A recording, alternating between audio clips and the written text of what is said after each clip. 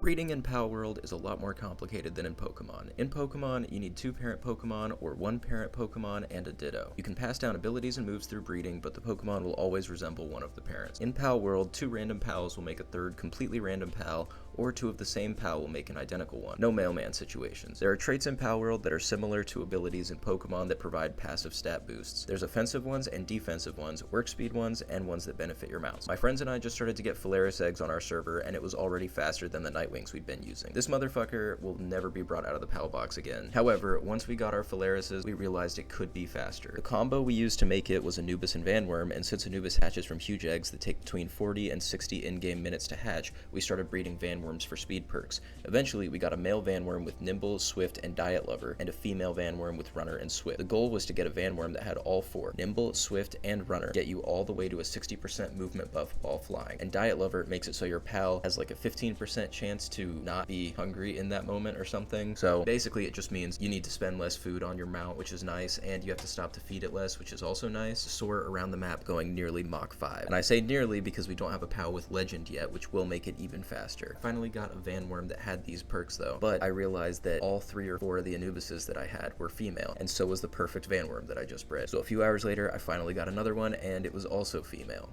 After about a day, I finally got my perfect Vanworm with a wiener and started working on getting that perfect FALERIS.